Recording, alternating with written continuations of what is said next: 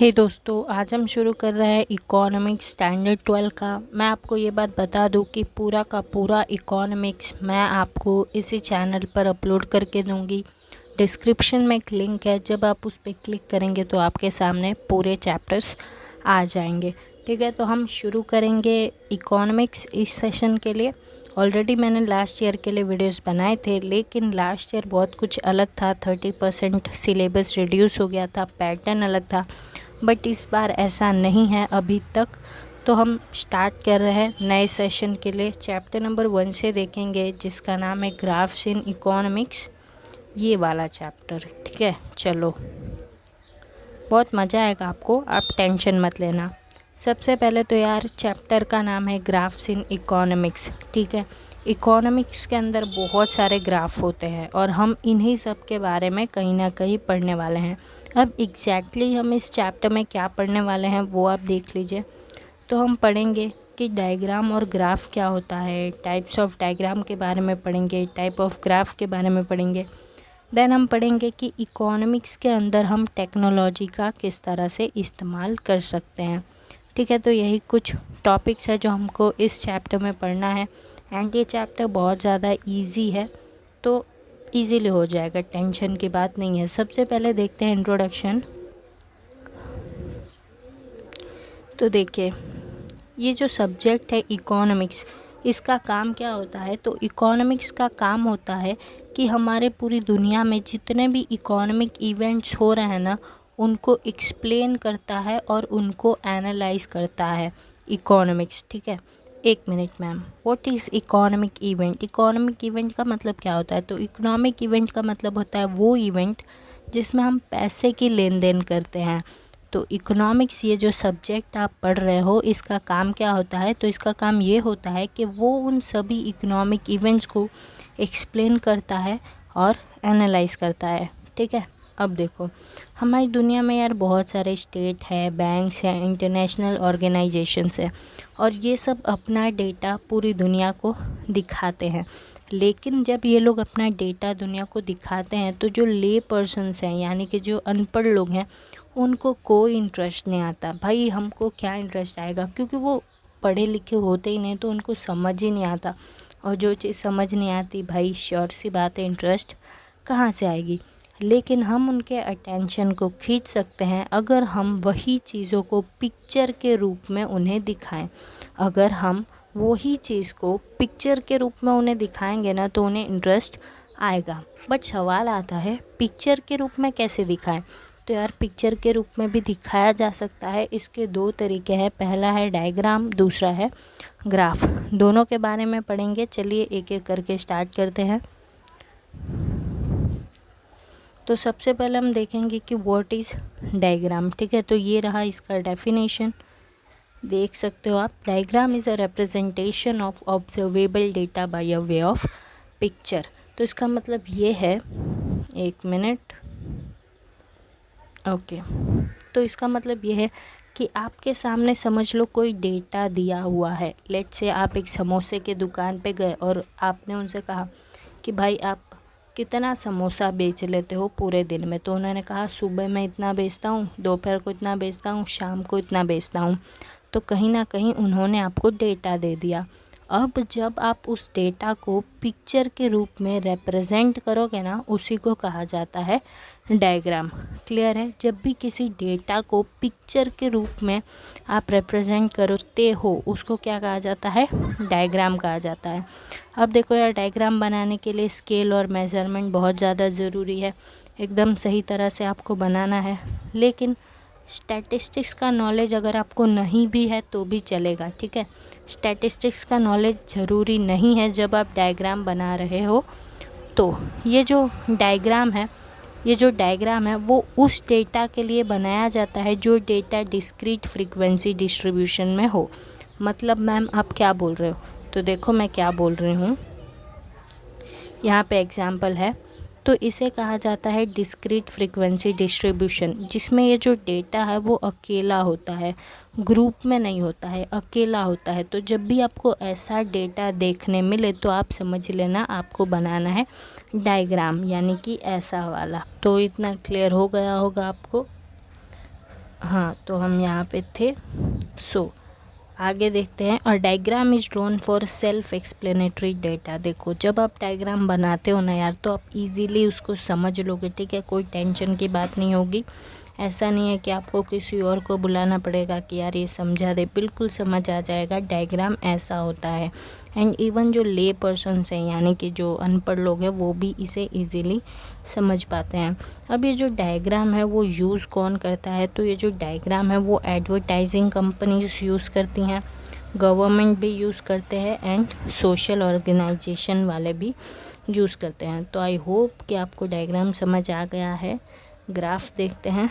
सबसे पहले इसका डेफिनेशन देखो, वही है, कलर बदल लेते हैं, है ना। Yes, okay.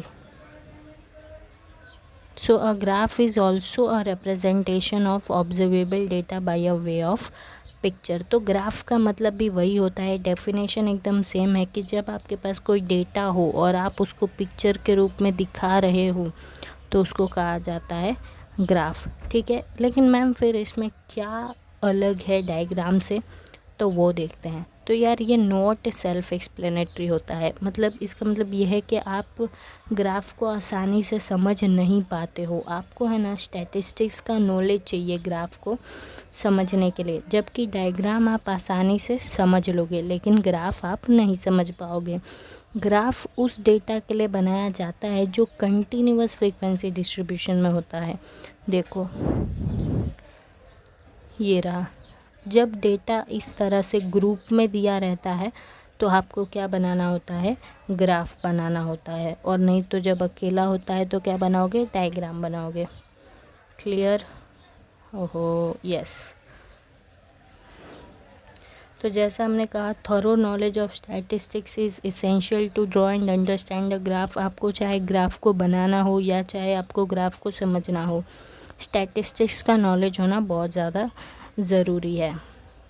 और ये जो यार कहाँ आ गए हम कम कम कम कम कम कम कम, यस, हाँ। एंड ये जो ग्राफ है वो कौन यूज़ करता है? तो this graph is used by researchers. एक तो रिसर्चर्स यूज़ करते हैं, एजुकेशनिस्ट यूज़ करते हैं। क्लियर? तो ये था ग्राफ और डायग्राम। और देखो यार, एक इम्पोर्टेंट क्वेश्चन है, डायग्राम और ग्राफ के बीच का डिफरेंस आपको 2 मार्क के लिए या फिर 3 मार्क के लिए पूछ लेते हैं। तो आप इसे तारों के शहर में डाल दो, आई मीन टू से इम्पोर्टेंट है तो स्टार मार्क कर दो, ठीक है। Now the next topic is importance of diagram and graph in economics. तो भाई ये जो डायग्राम है और ग्राफ है ये इतना ज़्यादा क्यों इम्पोर्टेंट है? तो यहाँ पे कुछ पॉइंट्स हैं, उनको समझते हैं। ओके, तो ये जो यार सब्जेक्ट है ना इकोनॉमिक्स, एक्चुअली में ये बहुत ज़्यादा डिफ़िकल्ट है और कॉम्प्लिकेटेड है, लेकिन हम इसको आसान बना सकते हैं, लेस कंफ्यूजिंग बना सकते हैं डायग्राम और ग्राफ की मदद से। दूसरा पॉइंट, आप बहुत सारे सालों का ट्रेंड सिर्फ एक ही डायग्राम और ग्राफ से समझ सकते हो। लेट्स से कि 2008 में इतना पर कैपिटा था, 2009 में इतना पर कैपिटा था, 10 में इतना था, 11 में इतना था। इतने सालों का ट्रेंड आप समझ सकते हो अगर आप उसको ग्राफ के रूप में या डायग्राम के रूप में प्रेजेंट कर दो तो। थर्ड, हमारे जो सेक्टर्स है उसमें बहुत सारे चेंजेस होते रहते हैं, तो आप उन चेंजेस को भी इजीली समझ सकते हो डायग्राम और ग्राफ की मदद से। फोर्थ, आप इजीली कंपैरिजन भी कर सकते हो between group and classes, regions, sectors and time periods. मतलब कि कंपैरिजन करने के लिए भी डायग्राम एंड ग्राफ बहुत ज़्यादा यूज़फुल है। फिफ्थ है कि ये जो इकोनॉमिक्स है ना यार, एक्चुअली में जब कोई इसे पढ़ाता है तो वो बहुत ज़्यादा डिफ़िकल्ट हो जाता है पढ़ाना, लेकिन जब हम डायग्राम और ग्राफ की मदद से इकोनॉमिक्स पढ़ाते हैं तो इसे जो पढ़ा रहा है उसका भी टाइम और एफर्ट बचता है, और जो पढ़ रहा है ना वो भी आसानी से समझ लेता है चीज़ों को। सिक्स्थ पॉइंट ये है कि इकोनॉमिक्स में है ना कुछ डिफ़िकल्ट प्रिंसिपल्स होते हैं, कुछ बहुत डिफ़िकल्ट प्रिंसिपल्स होते हैं जो अपने क्लास 11 में पढ़े होंगे, जैसे कि डिमांड का कॉन्सेप्ट, सप्लाई का कॉन्सेप्ट, इलास्टिसिटी ऑफ डिमांड का कॉन्सेप्ट। ये सब एक्चुअली में बहुत ज़्यादा हार्ड थे, लेकिन आपने ये भी देखा होगा कि बहुत सारा ग्राफ दिया हुआ था, डायग्राम दिया हुआ था, तो इन सब से आपने इजीली इन हार्ड प्रिंसिपल को भी समझ लिया। तो आप बहुत हार्ड प्रिंसिपल्स को भी बहुत आसानी से समझ सकते हो डायग्राम और ग्राफ की मदद से। Next topic, expects to be considered while drawing a diagram और ग्राफ। आपको क्या क्या बातें ध्यान में रखनी होती है जब आप डायग्राम या ग्राफ बना रहे हो। सबसे पहला तो यार एक मिनट, सबसे पहला तो जब आपके पास डेटा आए तो आपको ये डिसाइड करना है कि मैं इस डेटा के लिए डायग्राम बनाऊं कि ग्राफ बनाऊं। सबसे पहले आपको क्या डिसाइड करना है, ये डिसाइड करना है कि भाई मैं इसके लिए डायग्राम बनाऊं कि ग्राफ बनाऊं। दूसरा, आप चाहे जो भी बनाओ यार वो नीट और क्लियर दिखना चाहिए। आप बहुत सारे कलर्स का इस्तेमाल कर सकते हो, शेड्स का इस्तेमाल कर सकते हो उसको सुंदर दिखाने के लिए। थर्ड, स्केल एंड मेजर, आपको प्रॉपर तरीके से मेजरमेंट कर वर्क के ही अपने ग्राफ या डायग्राम को बनाना होता है। फोर्थ है रिप्रेजेंटेशन ऑफ एक्सिस, आपको सही तरह से एक्सिस भी दिखाना है कि ये एक्स एक्सिस है, ये वाई एक्सिस है। फिफ्थ है data table and source of data, जब आप डायग्राम बनाते हो या ग्राफ बनाते हो और नीचे सोर्स मेंशन कर देते हो तो बहुत ज़्यादा अच्छा होता है। सोर्स का मतलब ये होता है कि आपने वो जो डायग्राम बनाया है या ग्राफ बनाया है उसमें जो आपने इंफॉर्मेशन यूज़ किया है वो आप कहाँ से लेकर आए हो। तो जब आपका सोर्स सही होगा तो लोग आपके डायग्राम या ग्राफ पे भरोसा करेंगे। लास्ट है method of calculating the data, आपको मेथड भी लिख देना है कि मैंने इस मेथड से एक डायग्राम या ग्राफ बनाया है। क्लियर। चलो,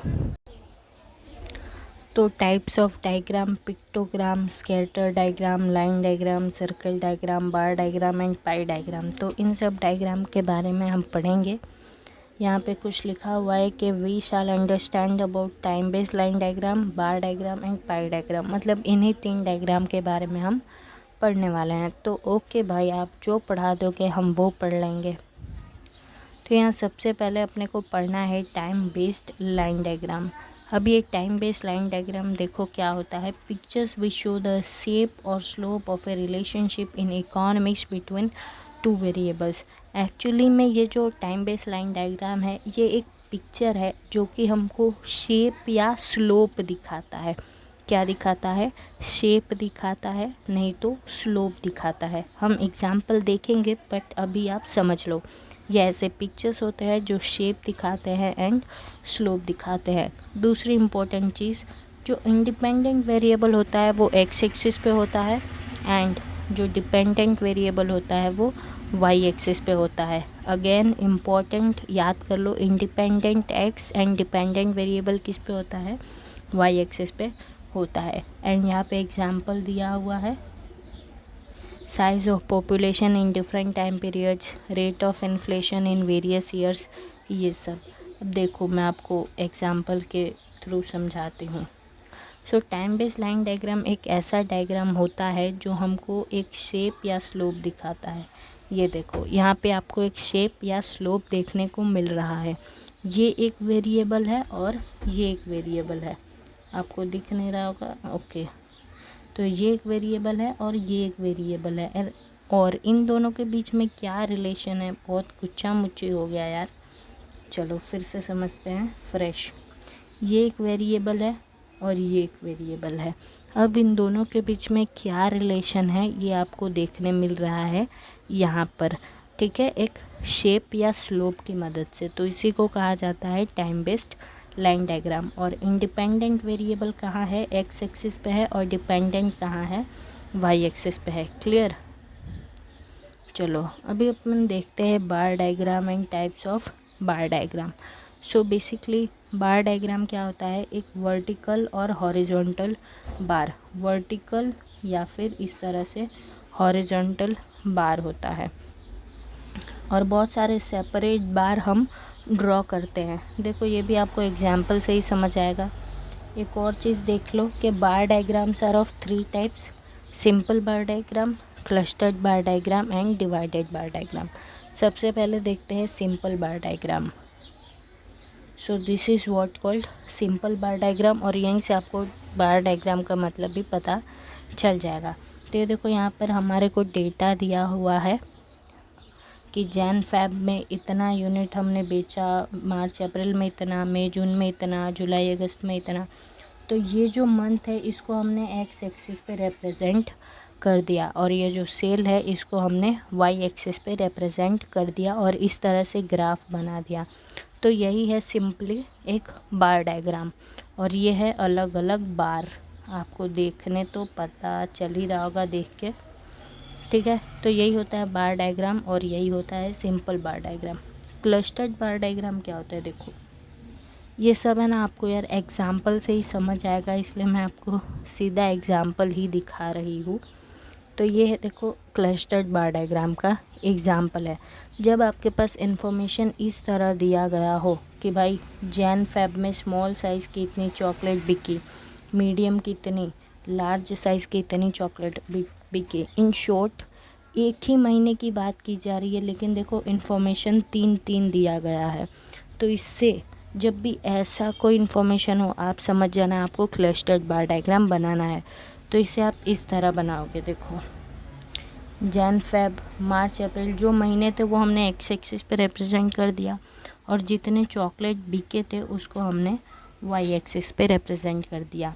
तो छोटे वाले इतने बिके थे, मीडियम वाले इतने, लार्ज वाले इतने। तो इस तरह से हमने अलग अलग बार बना के उस चीज़ को रिप्रेजेंट कर दिया।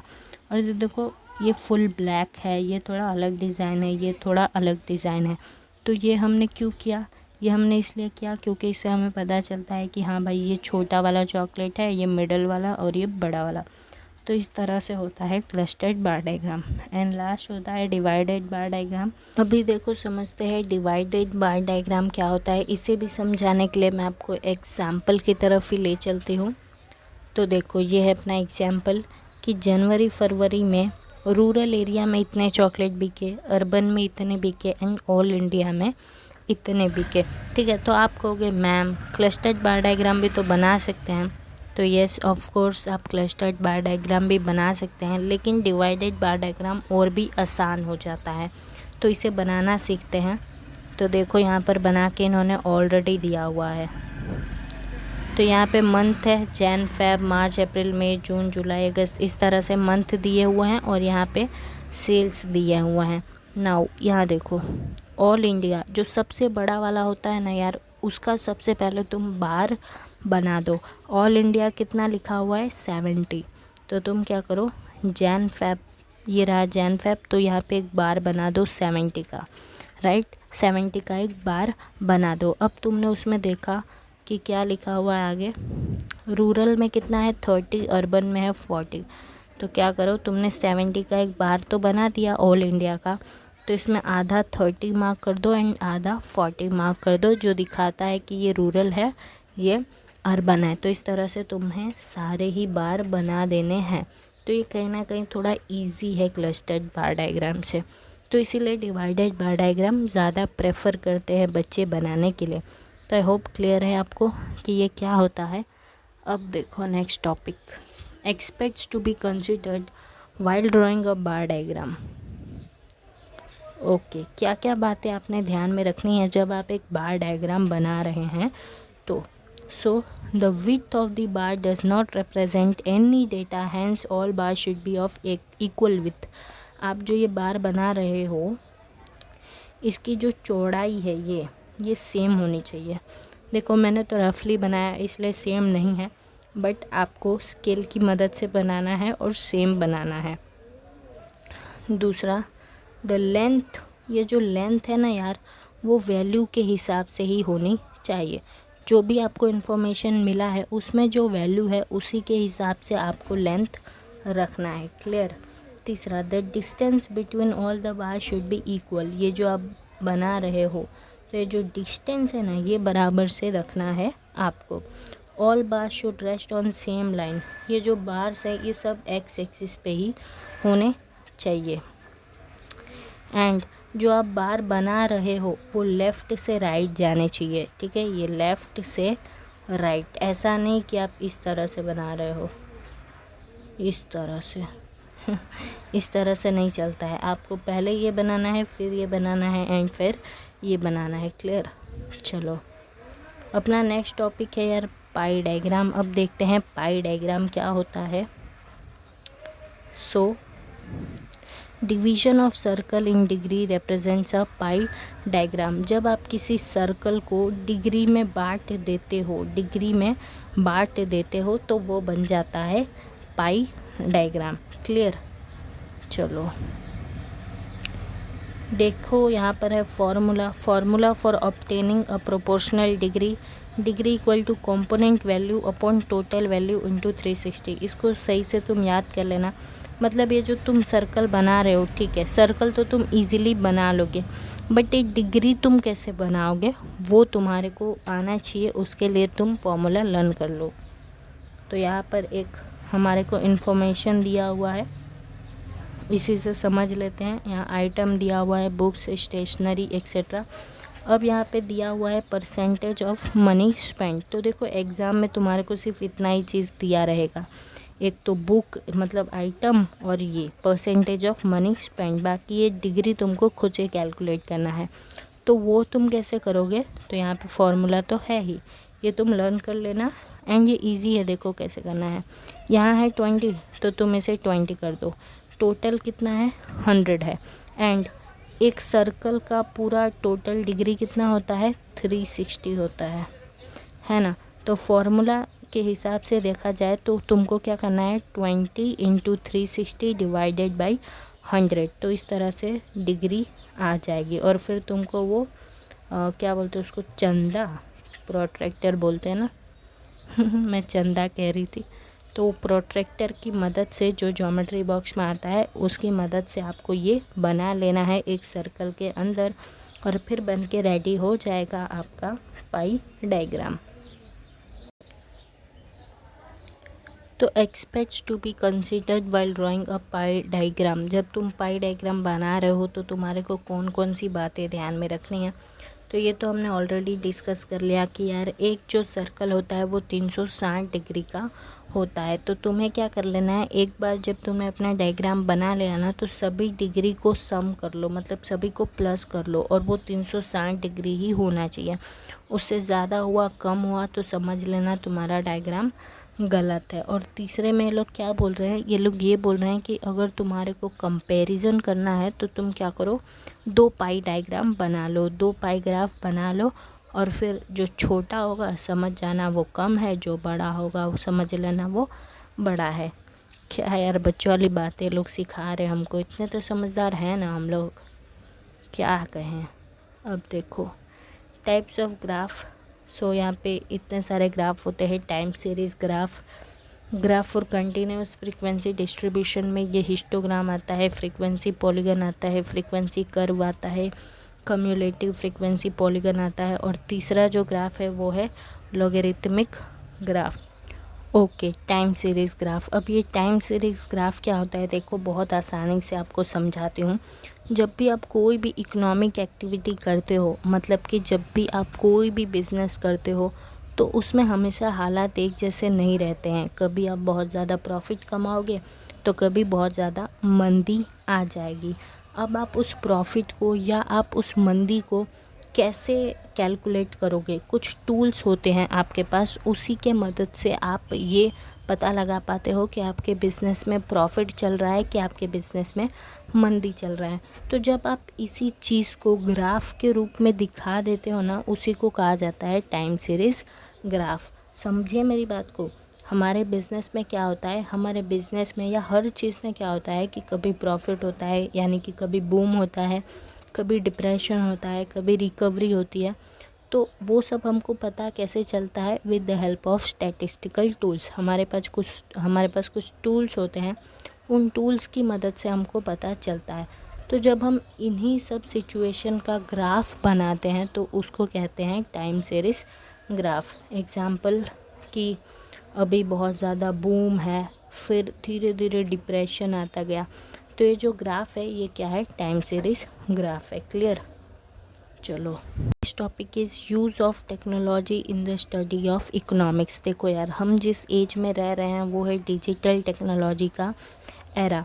मतलब अगर हमको अपने फ्रेंड्स और रिलेटिव्स के साथ कनेक्टेड फील करना है तो हम व्हाट्सएप यूज़ कर लेते हैं, फेसबुक यूज़ कर लेते हैं। हमको म्यूज़िक सुनना है या फिर मूवी देखनी है तो हम फ़ोन यूज़ कर लेते हैं। अगर हमको कहीं पर जाना है तो हम लोकेशन यूज़ करते हैं। तो इस तरह से हम अपनी डेली लाइफ में टेक्नोलॉजी का यूज़ करते हैं। बट आपको क्या पता है कि हम टेक्नोलॉजी को पढ़ाई करने के लिए भी यूज़ कर सकते हैं? बिल्कुल यार, आपसे बेहतर ये कोई जानता ही नहीं है, क्योंकि अभी आप पढ़ ही रहे हो, वो भी टेक्नोलॉजी की मदद से। यूट्यूब पे आप पढ़ ही रहे हो टेक्नोलॉजी के मदद से। एंड आप यार सच में मैं आपको बहुत अच्छा मानती हूँ कि चलो आप टेक्नोलॉजी को पढ़ाई के लिए यूज़ कर रहे हो, तो you are really great student. तो हम यही पढ़ने वाले हैं कि भाई जब आप इकोनॉमिक्स पढ़ रहे हो तो आप उसमें टेक्नोलॉजी का इस्तेमाल किस तरह से कर सकते हो। तो पहला जो टेक्नोलॉजी है वो है कंप्यूटर टेक्नोलॉजी। आपने ये कंप्यूटर शब्द ज़रूर से सुना होगा, एंड अभी तो सभी के पास कंप्यूटर होता भी है। इनफैक्ट आजकल जो हमारे पास स्मार्टफोन्स होते हैं वो भी कंप्यूटर की तरह ही काम करते हैं। लेकिन सवाल आता है कि हम कंप्यूटर की मदद से कैसे इकोनॉमिक्स की पढ़ाई कर सकते हैं। तो आपको ये तो पता ही होगा कि कंप्यूटर में एक चीज़ आता है जिसे हम कहते हैं प्रेजेंटेशन, राइट। एक एप्लीकेशन आता है जिसे हम कहते हैं प्रेजेंटेशन। आपके पास चाहे कितना भी कॉम्प्लिकेटेड इन्फॉर्मेशन क्यों ना हो, कितनी भी डिफ़िकल्ट थियरी क्यों ना हो, आप उसे आसान बना सकते हो अगर आप उसे पीपीटी में डाल दो तो। कैसे मैम, एग्जाम्पल दो? तो एग्जाम्पल देखो इन्होंने दिया ही है, समझ लो कि आप किसी को बजट समझा रहे हो, ठीक है। बजट आपने 11th में पढ़ा होगा बजट, तो समझ लो आप किसी को बजट समझा रहे हो। तो आप बजट समझाने के लिए 3 स्लाइड का इस्तेमाल करोगे और सामने वाला बजट समझ लेगा। पहले वाले में आप उसको बता सकते हो कि भाई बजट का मतलब क्या होता है, और 2 अकाउंट जो होते हैं बजट के आप वो उन्हें समझा सकते हो। दूसरे में आप कंटेंट दिखा सकते हो कि हाँ भाई ये जो 2 अकाउंट हैं, ये जो 2 अकाउंट हैं इनके अंदर एक्चुअली में आता क्या है। और थर्ड स्लाइड में आप उनको एग्जाम्पल दे सकते हो, एक एक्चुअल बजट दिखा सकते हो। सो दिस इज़ हाउ आप इतना बड़ा कॉन्सेप्ट बजट उसको सिर्फ 3 स्लाइड में समझा सकते हो। दूसरा देखो, दूसरा है एक्सेल वर्कशीट। ये भी आपने सुना होगा, आपने इसे यूज़ भी करा होगा। इकोनॉमिक्स के अंदर यार बहुत सारा डेटा होता है, ठीक है। बहुत सारा डेटा होता है। रिसर्चर्स जो रिसर्च करते हैं, कभी कभार जब वो रिसर्च करने जाते हैं ना, तो उनको जो डेटा मिलता है वो हज़ारों के ऑब्जर्वेशन में होता है। फॉर एग्ज़ाम्पल देखो, हम ये पता लगाने गए कि भाई स्मॉल स्केल इंडस्ट्री कितना आइटम बना रही हैं, तो ये तो नहीं होगा ना कि वो 1-2 आइटम बना रही होंगी, भाई वो बहुत लाखों या फिर हज़ारों आइटम बना रही होंगी। तो हमको जो ऑब्जर्वेशन मिला वो हज़ारों में होगा या वो लाखों में होगा। तो अब हम क्या करेंगे कि उस डेटा को एक्सेल शीट के अंदर डाल देंगे। अब चाहे हमको प्लस करना है, एवरेज करना है, कोरिलेशन निकालना है, जो भी करना है हम इजीली कर सकते हैं, एक क्लिक में कर सकते हैं। बस हमको सही फॉर्मूला आना चाहिए। क्लियर? तो this is how Excel worksheets help. Okay. Third है डायग्राम एंड ग्राफ। अब आपको तो पता चल ही गया कि इकोनॉमिक्स के अंदर डायग्राम और ग्राफ कितना इम्पोर्टेंट होता है। हम बहुत सारे डायग्राम और ग्राफ पढ़ते ही हैं इकोनॉमिक्स के अंदर। तो कंप्यूटर के अंदर भी बहुत सारे प्रोग्राम्स होते हैं जिसमें आप डायग्राम और ग्राफ बना सकते हो। वर्ड फाइल में कुछ सिंपल सी ड्राइंग टूल्स आती हैं, उसमें आप इजीली कोई भी डायग्राम बना सकते हो। तो दिस इज़ हाउ आपको ड्राइंग टूल्स मदद करती हैं जब आपको डायग्राम या ग्राफ बनाना होता है। तो फोर्थ है स्टोरेज टूल्स। अब हम जब इकोनॉमिक्स पढ़ते हैं ना यार, तो बहुत सारे स्टडी मटेरियल का हम इस्तेमाल करते हैं और हमें उन स्टडी मटेरियल्स को संभाल के रखना भी होता है। हमको बहुत अच्छी तरह से उसे संभाल के रखना पड़ता है। लेकिन जब आप उसको फिज़िकल नोटबुक या किसी नोटबुक में आपने अपना इन्फॉर्मेशन लिख के कहीं आपने रख दिया, तो क्या होता है कि डर होता है कि वो ख़राब ना हो जाए, मॉइस्चर की वजह से, पेस्ट की वजह से वो ख़राब ना हो जाए, या फिर वो चोरी हो सकता है, आग लग सकती है। लेकिन आप उन सभी चीज़ों को ठीक से रख सकते हो कंप्यूटर में, कोई ख़तरा नहीं होगा। आप क्या कर सकते हो, उसे हार्ड डिस्क में रख सकते हो, पेन ड्राइव में रख सकते हो, ईमेल में उसको ट्रांसफ़र करके कहीं भी ले जा सकते हो, ड्रॉप बॉक्स, गूगल ड्राइव, इन सब का आप यूज़ कर सकते हो स्टोरेज के लिए, ठीक है। एंड लास्ट है अदर टूल्स। अब कुछ और प्रोग्राम्स होते हैं like SPSS, साज़म, eViews, SS etcetera. ये ऐसे टाइप के प्रोग्राम्स हैं जिसमें आप अपना डेटा डाल सकते हो। वो जो डेटा है वो लैक्स ऑफ ऑब्जर्वेशन में भी हो तो भी चलेगा, आपको इजीली आंसर मिल जाएगा अगर आप इन प्रोग्राम्स में अपना डेटा डालोगे तो। हाँ, ये लेकिन थोड़े महंगे ज़रूर होते हैं, बट आप इसका भी इस्तेमाल कर सकते हो अपने इकोनॉमिक्स के पढ़ाई में। Now question in using computer technology. भाई क्या ख़तरा है जब आप कंप्यूटर टेक्नोलॉजी की मदद से इकोनॉमिक्स पढ़ रहे हो तो। सबसे फर्स्ट तो यार, ये जो कंप्यूटर है जिसे आप पढ़ाई के लिए इस्तेमाल कर रहे हो, ये बस एक चीज़ है, ये आप इसको एक स्टडी मटेरियल नहीं कह सकते हो। It is not a study material. आप इसको एक स्टडी मटेरियल नहीं कह सकते हो कि जब भी आप पढ़ने बैठो आप कंप्यूटर को भी लेके बैठो क्योंकि वो एक स्टडी मटेरियल है, ऐसा नहीं है। हाँ, कंप्यूटर की मदद से आप आसानी से थोड़ा पढ़ लेते हो एंड फास्ट पढ़ लेते हो, लेकिन कभी ये मत सोचना कि ये पढ़ाई को रिप्लेस कर देगा, ये मत समझना। और अगर आप कंप्यूटर में राइट कमांड का इस्तेमाल नहीं करोगे तो आपको लॉस हो सकता है। तो इन चीज़ों का आपको ध्यान रखना है जब आप कंप्यूटर टेक्नोलॉजी की मदद से पढ़ाई कर रहे हैं तो। नेक्स्ट जो टेक्नोलॉजी है जिसका आप इस्तेमाल कर सकते हो पढ़ाई में वो है internet technology, and I think कि यही सबसे ज़्यादा फेमस है। अब क्वेश्चन आता है कि how internet helps in studying. Internet से हम कैसे पढ़ सकते हैं? तो देखो यार, सबसे फर्स्ट है ट्यूटोरियल्स। आजकल कुछ एजुकेशनल वेबसाइट्स होते हैं ना, वो क्या करते हैं, कुछ PPT और कुछ स्टडी मटेरियल अपने वेबसाइट के ऊपर डाल देते हैं और फिर आपको लिंक भेजते हैं कि ये लिंक है, इस पर क्लिक करो, आपको PPT मिल जाएगा, आपको मटेरियल मिल जाएगा, और फिर आप वहाँ जाते हो, PPT देखते हो और पढ़ते हो। तो ये एक तरीका है। दूसरा है एक्टिव लर्निंग। अब क्या होता है कि कुछ एक्सपर्ट्स वीडियो लेक्चर्स बनाते हैं और उसे अपने साइट्स पे डाल देते हैं, ठीक है, उसे अपने साइट पे डाल देते हैं और आप क्या करते हो, आप रजिस्टर करते हो, पैसे भरते हो उन वीडियोस को देखने के लिए, और फिर आपको वो वीडियोस दिखाया जाता है और आप फिर पढ़ लेते हो, और आपको है ना वहाँ पे एकदम क्लासरूम की ही फीलिंग आती है। तीसरा है रीडिंग मटेरियल। आपको ऑनलाइन बहुत सारी चीज़ें मिल जाती हैं, बहुत सारे रीडिंग मटेरियल मिल जाते हैं, बहुत सारे आर्टिकल, जर्नल्स, ये सब आपको मिल जाता है। हाँ, कुछ बुक्स और कुछ जर्नल्स आपको पैसे दे के लेने पड़ते हैं and they are called e books या ई जर्नल्स, लेकिन फ्री में भी बहुत कुछ इंटरनेट पे है, बस आपको सर्च करने की ज़रूरत है। चौथा है इन्फॉर्मेशन। आपको कोई भी इन्फॉर्मेशन चाहिए, जस्ट सिंपली सर्च करो यार, आपको मिल जाएगा। अगर आपको डाउट है कि यार कौन सी यूनिवर्सिटी हमको इकोनॉमिक्स में डिग्री देती है या फिर और भी कोई अदर इन्फॉर्मेशन अगर आपको चाहिए तो सिंपली सर्च करो ना। There are many search engines, Yahoo, Google, बहुत सारे सर्च इंजन्स हैं, सर्च करो, यू विल गेट। फिफ्थ है मिसलेनियस।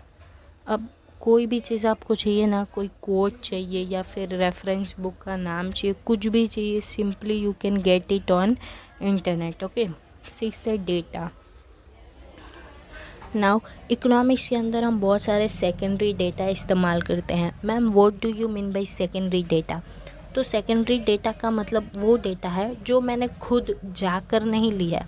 फॉर एग्ज़ाम्पल, मैं एक सर्वे कर रही हूँ कि इस सोसाइटी में कितने लोग रहते हैं, तो मैं घर घर जाकर पूछूंगी कि भैया आपके घर में कितने बच्चे हैं, आपके घर में कितने मेंबर्स हैं। तो वो क्या है, मैं खुद कलेक्ट कर रही हूँ ना इन्फॉर्मेशन, तो उसको कहा जाता है primary data.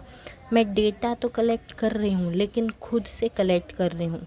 Well secondary data क्या होता है कि मैं सिंपली किसी को जाकर बोलूँगी कि भाई आप सेक्रेटरी हो, चलो बताओ इस सोसाइटी में कितने लोग रहते हैं, तो वो जो सेक्रेटरी होगा वो मेरे को बता देगा कि इतने लोग रहते हैं। तो वो जो डेटा है वो सेकेंडरी डेटा है, वो मैंने कहीं से लाई है। तो इकोनॉमिक्स के अंदर हम बहुत सारे सेकेंडरी डेटा का इस्तेमाल करते हैं। फॉर एग्ज़ाम्पल, बहुत सारे लोग जो गवर्नमेंट बजट निकालते हैं उस बजट का इस्तेमाल करते हैं। हम क्या करते हैं, बैंकिंग का इन्फॉर्मेशन हमको चाहिए होता है एग्रीकल्चरल प्रोडक्शन का इन्फॉर्मेशन हमारे को चाहिए होता है, तो हम इन सब का डेटा ले सकते हैं अगर हम वेबसाइट पे जाएं तो। लेकिन ये बहुत ज़रूरी है कि आप सही वेबसाइट पर जाओ और डेटा लो। अगर आप गलत वेबसाइट पर जाओगे तो आपको गलत इन्फॉर्मेशन मिलेगा। तो आपको चाहे कितना भी डेटा चाहिए आप उसको ले सकते हो, बशर्ते आपको सही वेबसाइट पे जाना है, ठीक है। तो यहाँ पर वही दिया हुआ है, बस नाम दिए हुए हैं जिसे आपको रीड करना है। Now question in using internet for education. भाई ख़तरा है इंटरनेट का अगर आप इस्तेमाल कर रहे हो पढ़ाई करने के लिए तो। भाई क्या ख़तरा है मैम? कोई ख़तरा नहीं है। अरे बता रहे हैं क्या ख़तरा है। देखो, तो कंप्यूटर की तरह ही इंटरनेट भी जस्ट एक टूल है, ठीक है। It's only a tool. ये बुक्स को रिप्लेस नहीं कर सकता है, टीचर्स को रिप्लेस नहीं कर सकता है, हमारी सोच को रिप्लेस नहीं कर सकता है, हमारी क्यूरियोसिटी को रिप्लेस नहीं कर सकता है। इंटरनेट पे आपको बहुत सारी बकवास चीज़ें देखने मिलती हैं, बहुत इररिलेवेंट इन्फॉर्मेशन, मिसलीडिंग चीज़ें आपको इंटरनेट पे मिलता है, तो आपको वो सब अवॉइड करना चाहिए। अगर आप एक अच्छे रीडर हो तो आपको पता होना चाहिए भाई कि मुझे क्या पढ़ना है, मुझे क्या नहीं पढ़ना है। आप जिस काम के लिए इंटरनेट पर गए, कुछ पढ़ाई करने के लिए गए, तो वो पढ़ाई करके वापस आ जाओ, इंटरनेट क्लोज़ करो, समझे। चलो, एंड लास्ट टॉपिक है डेटा सीडी।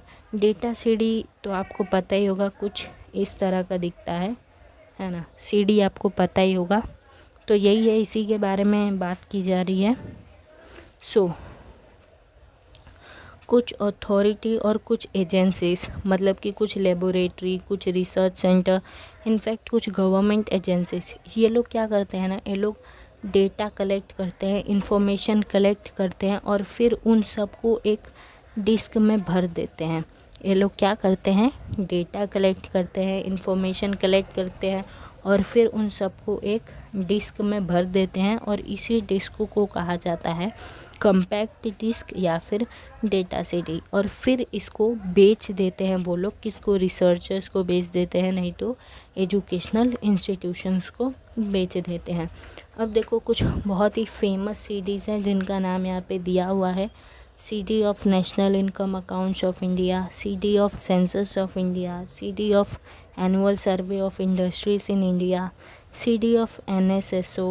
देन यहाँ पे अगेन एक CD है, बहुत बड़ा है।